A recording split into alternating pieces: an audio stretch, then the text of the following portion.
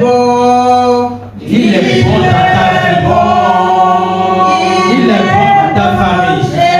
Il est bon dans ton travail. Il est bon dans tes va-et-vient. Il est bon parce qu'il t'a sauvé. Il est bon parce que tu as accepté son salut. Il est bon parce que tu comprends son salut. Merci Jésus pour ta bonté.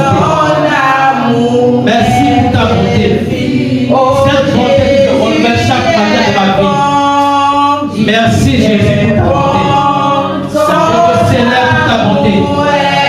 Tu es bon dans ma vie. Tu es bon dans ce ministère. Tu es bon dans ce message. Merci Jésus.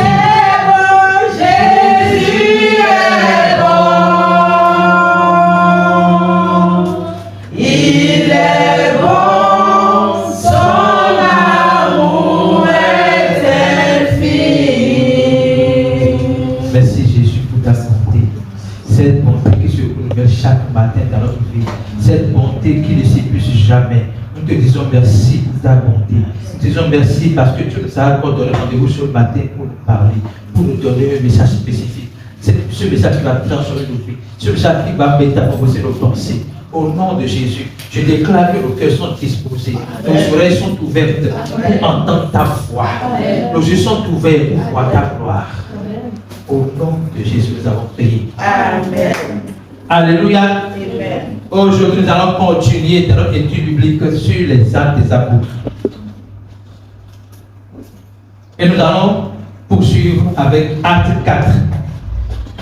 J'aurai besoin de la technique pour qu'on puisse avancer. Acte 4.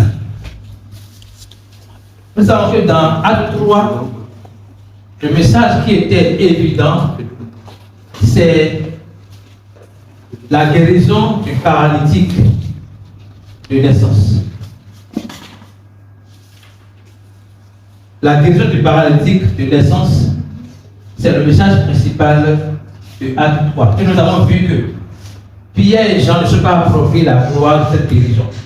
Ils ont mis le focus sur Jésus-Christ, l'auteur de cette guérison. Alléluia. Est-ce qu'on peut avoir Acte 4, s'il vous plaît? Acte 4, Acte chapitre 4, verset 1. Oui.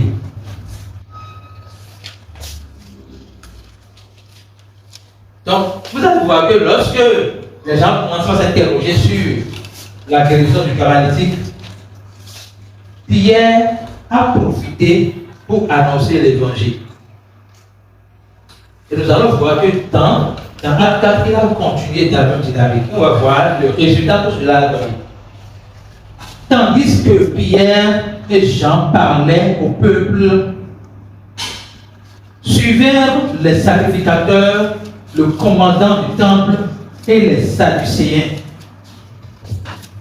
Oui. Mécontents de ce qu'ils enseignaient, le peuple, et annonçaient en la personne de Jésus-Christ la résurrection des morts. Oui. Ils mirent les mains sur eux et les jetèrent en prison jusqu'au lendemain, car c'était déjà le soir. Ok? Cependant, beaucoup de ceux qui avaient entendu la parole crurent, et le nombre des hommes s'éleva environ à environ 50 000. Donc, l'impact du message de Pierre, c'est plus de 5 000 personnes qui ont cru. Et ici, ils ont brisé les hommes. Je vous ai dit en tant que souvent, quand dans la Bible, vous voyez des chiffres, c'est beaucoup plus les hommes qui sont comptés. Ça ne veut pas dire qu'il n'y a pas des femmes qui ont entendu, ni des enfants qui ont entendu. Mais le focus est mis sur les hommes. Dans son message, 5 000 personnes ont entendu l'évangile. Mais quel est son message? Qu'est-ce qu'il disait? De quoi il parlait quand les Sadducéens sont venus? Allons dans Acte 3, verset 22. Acte 3, verset 22. On revient ici tout à l'heure. Acte 3, verset 22. De quoi il parlait? Qu'est-ce qu'il disait clairement? Il disait, Moïse a dit, le Seigneur votre Dieu vous suscitera d'entre vos frères un prophète comme moi. Vous l'écouterez dans tout ce qu'il vous dira. Vous l'écouterez dans tout ce qu'il vous dira. J'ai lu en ces derniers mois que Jésus n'est pas un prophète comme Moïse, mais il est le Christ. Et cela a été confirmé à la transfiguration où Seigneur de Dieu lui m'a dit, celui-ci est mon fils bien-aimé, écoutez-le.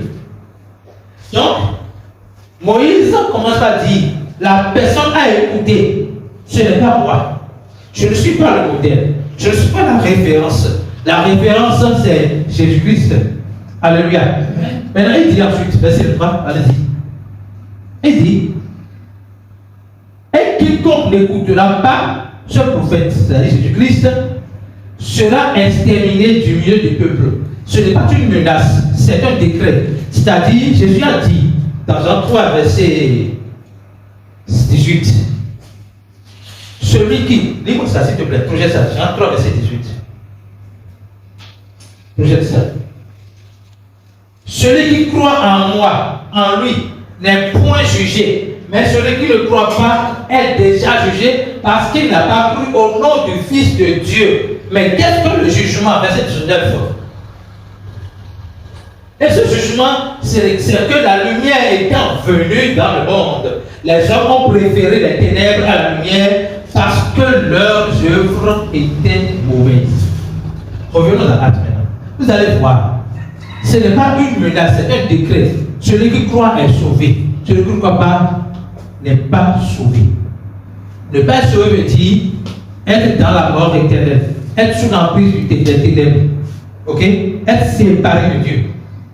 Celui qui est séparé de Dieu est mort, parce que Dieu est la vie. Jésus a dit, et la montre a été claire, il a dit, celui qui a Jésus a la vie, celui qui n'a pas Jésus n'a pas la vie. Celui qui n'a pas la vie est mort, ok?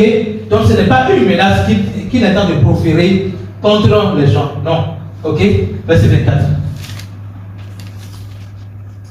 Tous les prophètes qui ont successivement parlé depuis Samuel ont aussi annoncé ces jours-là. Quel jour? Le jour où Jésus-Christ viendra mourir pour les péchés du monde entier. Le jour où il sera enseveli et ressuscité des morts. Ok? Oui, allons-y. Continuons le verset 6. 26. C'est à vous, premièrement, que Dieu, ayant suscité son serviteur, Jésus-Christ, l'a envoyé pour vous bénir, en détournant chacun de ses iniquités. C'est Jésus-Christ qui a été la seule personne à ôter le péché du monde. Nous n'avions pas la capacité de nous sauver, c'est-à-dire de mourir pour nos propres péchés parce que nous sommes déjà morts. Et la seule personne qui pouvait mourir pour nous, qui pouvait ôter le péché du monde, c'est Jésus-Christ. Pourquoi? Parce que il n'est pas né de la chair. Il n'est pas né de la volonté de la chair et du sang. Il est né de Dieu. Pas qu'il n'est pas même qu'il est né de Dieu. Il est Dieu manifesté dans la chair. Ok? Il est Dieu manifesté dans la chair. Donc, il est sans péché. Et il faut sans péché pour porter le péché autrui. Lorsque vous allez au tribunal et que vous voulez prendre la place de quelqu'un, il faut que vous soyez innocent de l'acte en question pour que vous puissiez prendre la place de la personne. Si vous êtes coupable, vous n'allez pas prendre une place, vous allez juste entrer en prison avec la personne. Ok?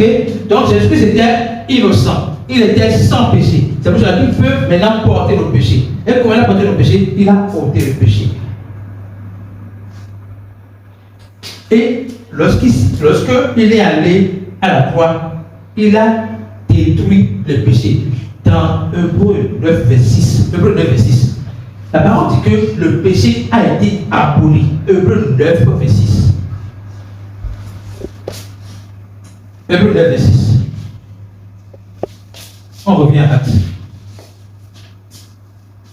Autrement, il aurait fallu qu'il eût souffert plusieurs fois depuis la création du monde, tandis que maintenant, à la fin des siècles, il a apparu une seule fois pour abolir le péché par son sacrifice. Il a aboli le péché par son sacrifice. Ça veut dire que dans la mort de Jésus-Christ, par la mort de Jésus-Christ, le péché est aboli. C'est ainsi que Jésus a ôté le jugement. Alléluia. Revenons dans Actes 4, maintenant verset 5, pour continuer. Nous avons vu ce que Pierre disait. Pierre prêchait l'évangile. Le faisait savoir que ce n'est plus Moïse que vous allez écouter, mais c'est Jésus que vous allez écouter. Et si vous n'écoutez pas Jésus, vous êtes condamné. Et ce n'est pas une menace. Et quand il parle d'écouter Jésus-Christ, c'est en train de croire dans le sacrifice de Jésus-Christ. C'est dans le sacrifice de Jésus-Christ qu'il y a tous les messages du monde. Est-ce que vous comprenez ce que je viens de dire?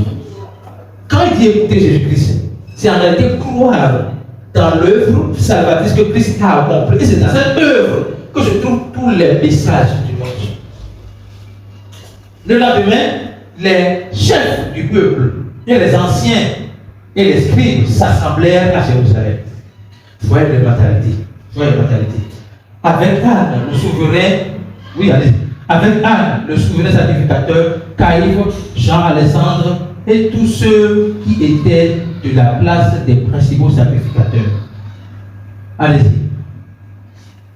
Ils firent placer au milieu d'eux Pierre et Jean et leur demandèrent par quel pouvoir et au nom de qui avez-vous fait cela? Par quel pouvoir et au nom de qui avez-vous fait cela? Entre-temps, il n'était pas là quand Pierre parlait au début.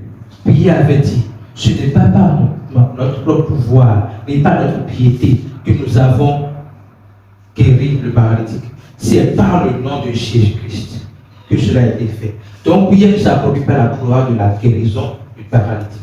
Alléluia. Maintenant, réponse qu'il donne maintenant aux Sadducéens. Écoutez.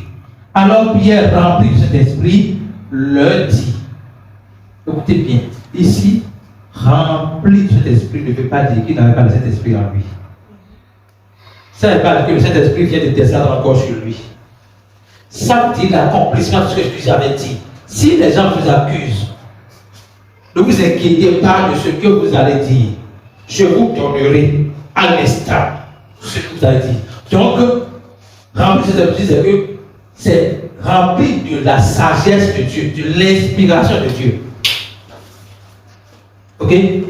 Donc, Pierre, rempli de cet esprit, leur dit, chef du peuple et ancien, oui, puisque nous sommes interrogés aujourd'hui sur un bienfait accordé à un homme malade, afin que nous disions comment il a été guéri, oui, sachez-le tous. Sachez-le tous.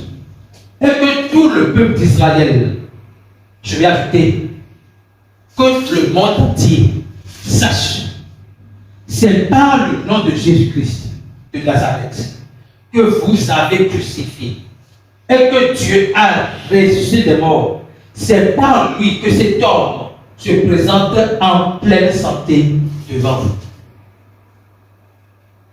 Donc encore une fois, il donne gloire à Dieu. Mais cette fois-ci, il insiste que si vous ne le saviez pas, sachez maintenant. Ok? Continuez. Jésus est la pierre rejetée par vous qui bâtissez et qui est devenue la principale de l'angle. Parce que tu as Jésus-Christ. Partout où tu es rejeté, le Seigneur fait une prophétie dans ta vie ce matin. Parce que tu as Jésus-Christ en toi, qui est la pierre de l'angle. Partout où tu es rejeté, tu deviens la pierre de l'angle. Amen. Au nom de Jésus-Christ. Amen. Continue à le dire.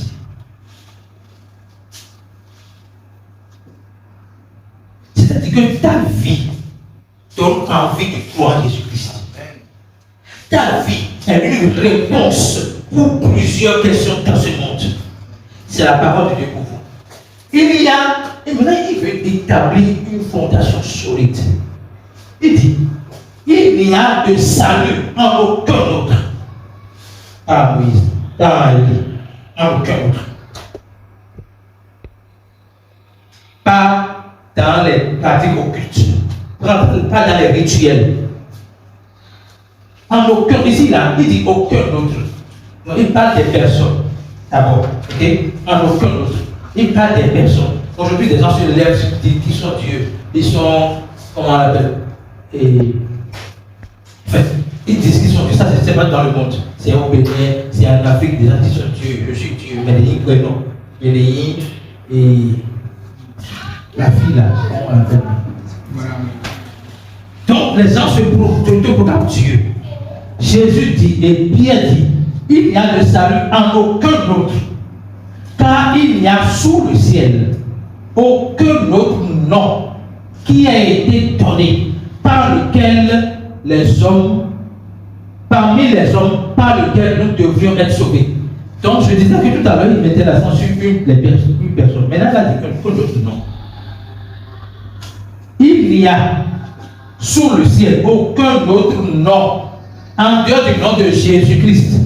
Il n'y a sous le ciel aucun autre nom par lequel nous devrions être sauvés. Mettez tout ce que vous voulez dans le nom. Mettez, je ne vais pas dire quoi. Mettez l'eau dans le nom. Mettez huile d'olive dans le nom. Mettez savon de chance dans le nom. Il n'y a aucun nom par lequel nous devrions être sauvés. Allez-y. Cela veut dire que quand on parle de salut, on pense à une personne et à un nom. On pense à la personne de Jésus-Christ et au nom de Jésus-Christ. Et quand on dit au nom de Jésus-Christ, on parle en réalité du sacrifice de Jésus-Christ. Lorsque vous priez pour quelqu'un, vous dites au nom de Jésus-Christ, ce n'est pas que le nom de Jésus-Christ. Le nom de Jésus-Christ requiert le mandat de Jésus-Christ. Et le mandat de Jésus-Christ est passé par sa crucifixion à la croix, sa résurrection aussi. Donc, quand on dit au nom de Jésus-Christ, c'est l'ensemble de la souffrance de Jésus, sa crucifixion, sa résurrection qui est en nation. C'est pour cela que lorsqu'il a dit au monsieur, au nom de Jésus, le Père marche, les jambes, depuis que l'année fois, c'est plus de 40 ans, assis pendant 40 ans. Les jambes, quand tu n'utilises pas un membre pendant un jour seulement, faites l'essai, n'utilisez pas un membre de votre corps pendant un jour. Vous allez voir que le lendemain ne peut plus seulement l'utiliser. Les membres qui ne sont pas utilisés sont des membres qui vont vous ici. Imaginez un homme de 40 ans. Et on dit au nom de Jésus, marche. Ce que c'est passé là, c'est une sorte de résurrection des gens. Ce n'est pas que les gens se sont juste affermis. C'est que les gens ont pris la forme de quelqu'un qui a 40 ans pour porter un homme qui a 40 ans. Vous comprenez ce que je dis? Si les gens étaient rétrécis, les gens ont retrouvé leur forme normale, ont été affermés. C'est une sorte de résurrection. Alléluia. Donc, il dit, lorsqu'ils virent l'assurance de Pierre et de Jean, ils furent étonnés, sachant que c'était des hommes du peuple sans instruction. Et ils les reconnurent pour avoir été avec Jésus-Christ. Écoutez bien quelque chose ici. Ils ont été sécurisés par quoi? Par l'assurance de leur propos. L'assurance vient de quoi? Tout à l'heure, on dit Pierre rempli du Saint-Esprit, rempli de la sagesse de Dieu. Pierre ne parlait pas de lui-même. Ce n'est pas Pierre dans la chair qui parlait. C'est Dieu qui parlait au travers de Pierre. Donc il n'entendait pas Pierre. Ça dit ce que Pierre disait dépassait Pierre. Vous comprenez ce que je dis? Ce que Pierre sortait de la bouche, quand il regarde Pierre, non instruit, non, c'est pas possible. Donc, ils disent, lorsqu'ils virent l'assurance de Pierre et de Jean, ils furent étonnés, sachant que c'étaient des hommes du peuple sans instruction. Et ils les reconnurent pour avoir été avec Jésus-Christ. Le Seigneur voudrait nous dire, vous savez ce qui a été la compétence de Joseph dans la maison de Pharaon. Je vais vous envoyer ce verset-là. La compétence de Joseph, c'était l'Esprit Saint. La compétence, j'ai dit compétence, la compétence de Joseph, c'était l'Esprit Saint. Lorsqu'il a dit, il a donné le plan pour qu'il sorte de la famine, pour qu'il prévoie la famine. Lorsqu'il a fini, Pharaon a dit, qui peut le faire si ce n'est pas toi, parce que tu as l'Esprit Saint avec toi. Donc, le Pharaon n'a pas vu une compétence autre que l'Esprit Saint. Parce que ce que Joseph déclarait, disait, dépassait Joseph. Il a fait tout son temps être esclave, prison. Il a fait tout son temps. Quand est-ce qu'il a appris la sagesse de Dieu? Vous comprenez? Quand est-ce qu'il a appris les finances? Quand est-ce qu'il a appris tout ça? C'est la compétence la plus extrême dans ce monde. C'est l'Esprit Saint, même dans les affaires. C'est les affaires spécifiques qu'on laisse ce que je veux dire, ça ce que je veux dire. Quand tu es bloqué, c'est l'Esprit Saint qui te donne les idées. Les idées que tu ne peux pas avoir toi-même. C'est l'Esprit Saint qui te donne les idées. Alléluia. L'Esprit Saint est la vraie compétence dont tout le monde a besoin. Donc, la compétence qu'il a utilisée ici, ce n'est pas lui. C'est un pêcheur. Oui, c'est un pêcheur de poissons. Il est réellement sans instruction. Il n'est pas comme Paul, qui est bien esprit, qui est doctorant. Lui, il n'est pas sans instruction, mais ces paroles assurent. Nous devons travailler avec le Saint-Esprit, nous aussi. Pour que lorsque nous sommes en train de parler de Jésus-Christ, nous sommes en train de parler de Dieu quelque part, que les gens puissent soient incapables de nous voir, mais qu'ils voient Christ agir. Alléluia. Continuez le verset. Je dois voir ça avec vos écouteurs. Mais comment il voyait, mais comme il voyait là, près d'eux, l'homme qui avait été guéri, il n'avait rien à répliquer. Ça veut dire qu'ils avaient l'intention de faire douter la racine ou l'auteur de la guérison. Et même là, il n'est pas fini. Écoutez bien. Suivant. Il leur ordonnait de sortir du Saïdrin. Et ils délibérèrent entre eux. Que ferons-nous à ces hommes? Allez-y. On va quelque part. Car il est manifeste pour tous les habitants de Jérusalem qu'un miracle signalé a été accompli par eux et nous ne pouvons pas le nier. Ça veut dire que s'ils avaient la capacité de nier ce miracle, de nier l'auteur du miracle, ils allaient le faire.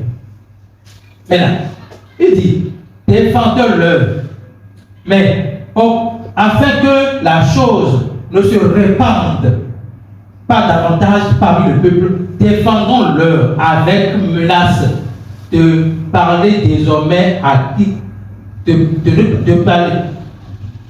Mais afin que la chose ne se répande pas davantage parmi le peuple, défendons-leur avec menace de parler désormais à qui que ce soit en ce nom-là. C'est-à-dire, on leur interdit de parler désormais au nom de Jésus-Christ. Au départ, ils enseignaient et prêchaient le nom de Jésus-Christ quand ils sont venus. Maintenant, ils ont constaté que c'est Jésus-Christ qui a guéri le monsieur. Et ils disent ne parlez plus de Jésus-Christ. Et vous n'allez pas croire la réponse de Pierre. Lisez la réponse de Pierre. Que le message là parle. Et les ayants, oui, je veux la réponse de Pierre, 19. Pierre et Jean leur répondirent, jugez s'il est juste devant Dieu de vous obéir plutôt qu'à Dieu. Oui. Car nous ne pouvons pas ne pas parler de ce que nous avons vu et entendu. Vous comprenez cette phrase-là? De négation avec une affirmation ferme. De négation, ça fait une affirmation ferme. C'est différent de nous allons parler de Jésus-Christ. C'est impossible que nous ne puissions pas parler de Jésus-Christ. Donc n'espérez même pas que votre menace a des passions, que le Dieu donne cette force. Parce que là, ils sont en train de subir une persécution. Ils ne sont pas encore totalement libres. Leurs paroles peuvent encore les amener dans la prison. Et pourtant, ils n'ont pas peur de cela. Si vous comptez sur nous pour ne pas parler de Jésus-Christ, n'inspirez pas cela de nous. Parce que entre obéir à vous et à Dieu, nous pouvons obéir à Dieu. Alléluia. Oui. Oui. Et allez-y, verset suivant. Car l'homme qui avait été l'objet de cette guérison miraculeuse était âgé depuis le 40 ans. Quand je méditais sur ça, je dis quoi? 40 ans. 40 ans de dépendance, 40 ans de stagnation, 40 ans de surplace, 40 ans à mendier. Le Seigneur fait toutes choses bonnes à son temps. Parfois, nous sentons un peu en retard par rapport à d'autres. Et nous avions raison. Parfois, nous voyons le jeune frère avoir une vie extraordinaire. Et on se dit, pourquoi pas moi? Dieu connaît chacune de nos situations. Et il sait exactement à quel moment il va intervenir. Alors je voudrais que tu déclares sur ta vie.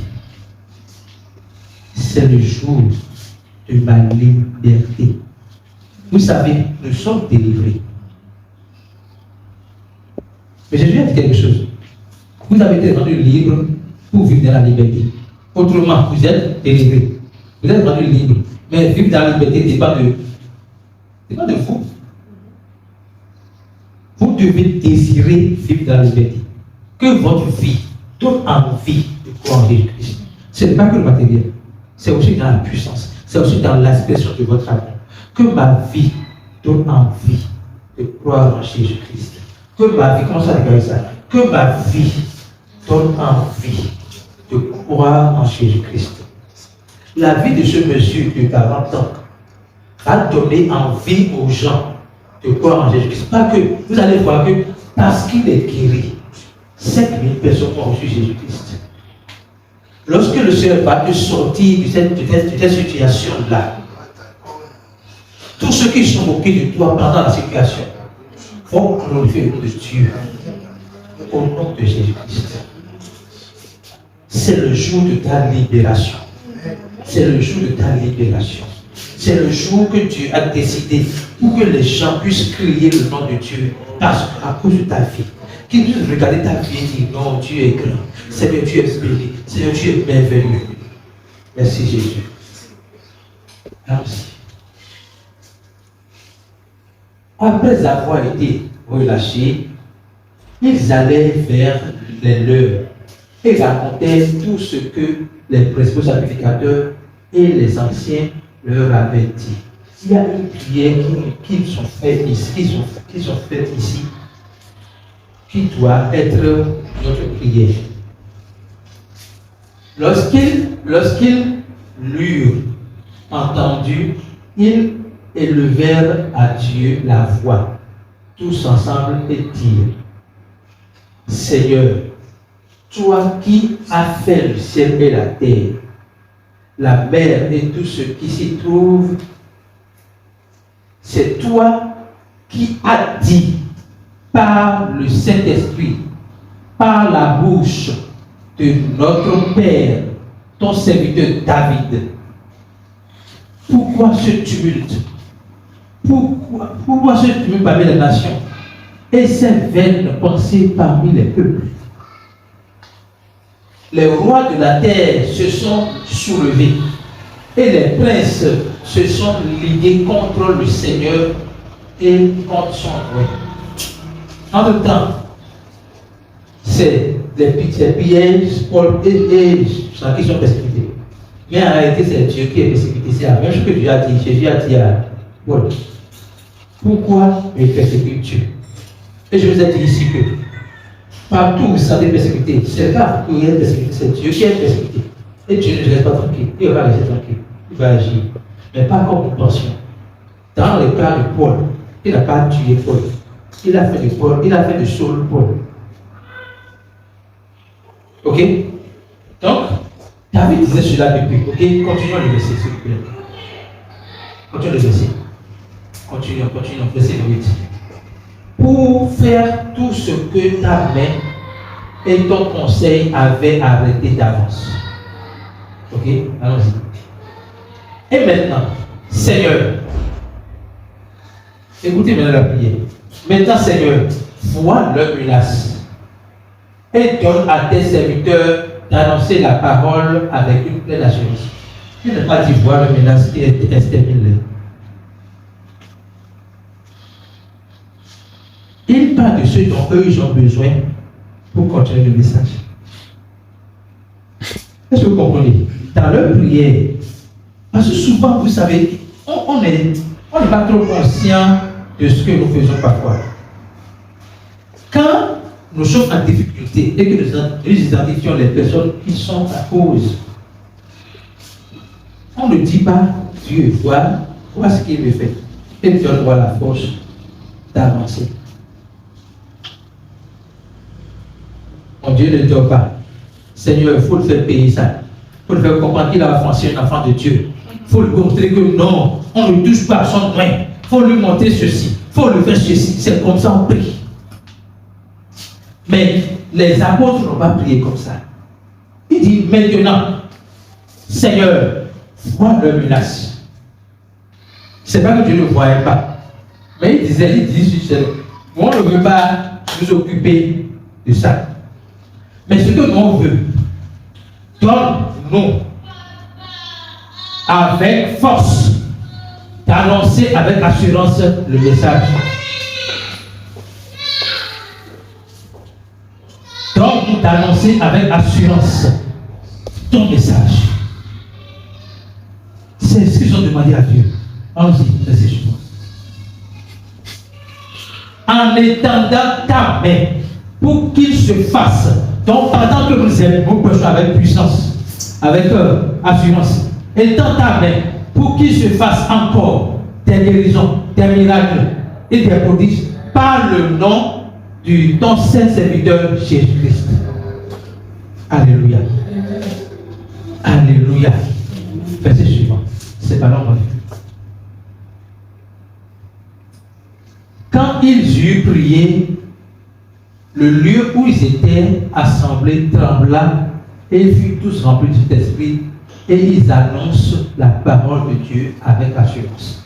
Donc, dès qu'ils ont fini de prier, ensemble, ils ont commencé par annoncer encore le message. Le Seigneur donne la force. Aujourd'hui, le Seigneur donne la force. Contre toutes les persécutions que nous expérimentons dans notre vie, contre toutes les situations qui font douter de Dieu dans notre vie, Dieu donne la force de pouvoir prêcher avec assurance. Lorsque la parole signifie assurance, on ne doit pas donner l'impression qu'on ne comprend pas le message que nous prêchons. On ne doit pas hésiter dans les mots pour dire ce que le Seigneur nous communique. On doit montrer, c'est pas montrer, on doit prêcher avec assurance. Ce que nous disons doit être vu comme notre propre vie. Alléluia. Que le Seigneur nous donne la grâce d'annoncer son message avec assurance. Ce n'est pas dans l'éloquence. Ce n'est pas dans les principes de l'oratoire. C'est juste prêcher avec assurance. Le jour de pied et commençons à merci à Dieu.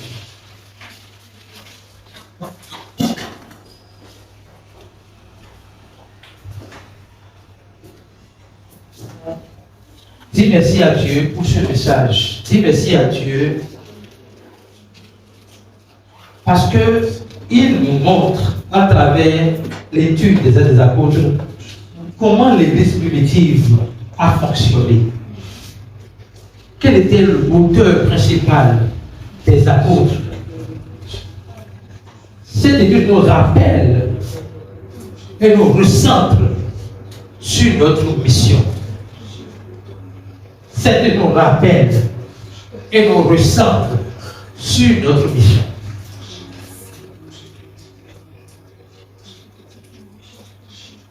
Dis merci à Dieu. Parce que le Seigneur te ramène au vrai message que tu dois prêcher. Vous voyez, Pierre peut continuer à prêcher l'évangile à temps et à contre-temps, dans les difficultés comme dans la fête. Seigneur, merci de me ramener au centre de ton message. Merci de me ramener à ce qui fait la puissance dans cette vie. Tu as dit que l'évangile est la puissance de Dieu. Et dans l'étude de Actes des Apôtres, nous découvrons que l'évangile est réellement la puissance de Dieu. Par ton évangile, 3000 personnes ont entendu l'évangile et ont cru. Par ton évangile, 5000 personnes se sont ajoutées juste au travers de ce guérison. Seigneur, te dis merci. Merci de nous ramener à ton message. C'est au nom de Jésus que nous avons prié. Je veux que tu pries, que le Seigneur te donne. Prie la prière. On va dire, Seigneur, vois les défis de ma vie. Vois les challenges de ma vie. Et donne-moi la force de prêcher encore ton message avec assurance. Lorsque le Saint-Esprit, avant que le président, l'apôtre Moïse, n'aille donner l'évangile, il a eu des informations vraiment déstabilisantes. Et il a dit, c'est maintenant que je vais encore prêcher. C'est maintenant que je vais prêcher encore avec puissance. Donc, chaque fois que vous êtes face à une difficulté, dites-vous, c'est maintenant que je vais encore annoncer l'évangile. Pour dire que, en fait, je ne suis pas conditionné par cette difficulté. Non. Mon moteur n'est pas, et si je suis en paix dans tout, je peux prêcher l'évangile. Non. C'est maintenant que j'ai la difficulté là, que je vais annoncer avec force et assurance l'évangile. Commence par dire, Seigneur, je veux que tu m'accordes la grâce de ton assurance, de l'assurance de ton message. Je veux que quand je prêche, les gens puissent dire, ils prêchent avec assurance. Ce n'est pas un mérite, ce n'est pas un mérite, c'est la grâce que tu me donnes. Je veux cette grâce-là. Je veux cette grâce pour mes frères et sœurs. Donne la grâce de pouvoir prêcher ton message avec assurance. Remplis de ta conviction, de ta sagesse, pour que les paroles qui sortent de notre bouche ne sont pas les paroles qui viennent de nous, mais de toi. Seigneur, donne la force, la grâce d'annoncer ton message avec assurance. Donne la force, la grâce d'annoncer ton message avec force.